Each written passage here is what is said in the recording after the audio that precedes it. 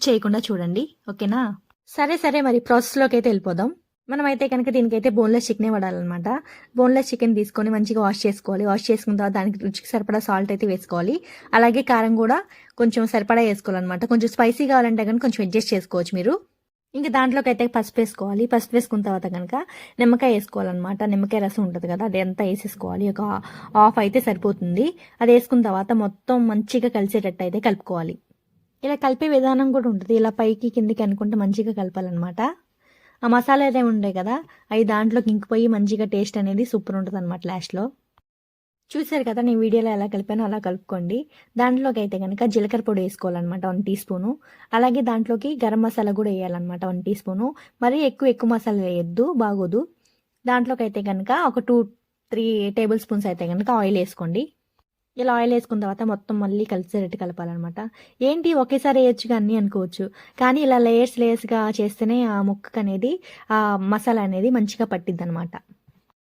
చూసారు కదా, మొత్తం అలా కలిపేసుకున్న తర్వాత అయితే కనుక మనం లాస్ట్లో అయితే కనుక అల్లం వెల్లుల్లి పేస్ట్ కూడా వేసేసుకొని మంచిగా కలుపుకోవాలి. నేనైతే కనుక ఒక 400 గ్రామ్స్ అయితే చికెన్ తీసుకున్నాను అనమాట.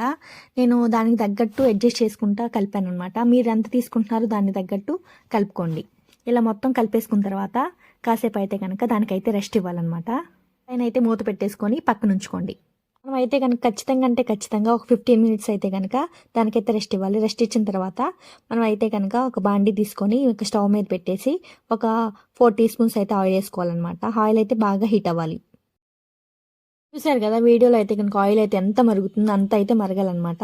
అలా వేసుకున్న తర్వాత ఇంకా చికెన్ ఉంది కదా మనం మ్యారినేట్ చేసుకుంది, అది మొత్తం వేసేయాలి. మీరైతే కనుక ఆయిల్ కాకుండా వేస్తే కనుక ఆ కింద అయితే అతుక్కుపోతుంది అనమాట. అందుకే బాగా హీట్ అవ్వాలి ఆయిల్. చికెన్ అయితే కనుక ఇలాంటి గరిటతోనే తిప్పుకోవాలన్నమాట. ఎందుకో లాస్ట్లో చెప్తాను. మొత్తం కలిసేటట్టు అయితే కనుక మంచిగా కలుపుకోండి. ఇలా మంచిగా ఫ్రై చేస్తూ ఉంటే కనుక దాంట్లోంచి అయితే కనుక వాటర్ వస్తూ ఉంటాయి. ఆ వాటర్ అన్నీ ఎగిరిపోయేదాకా మంచిగా కలుపుతూనే ఉండాలి మనం ఇలా ఆయిల్లో వేపుతూ ఉంటే కనుక వాటర్, చికెన్లో వాటర్ అంతా వచ్చేస్తూ ఉంటాయి అనమాట.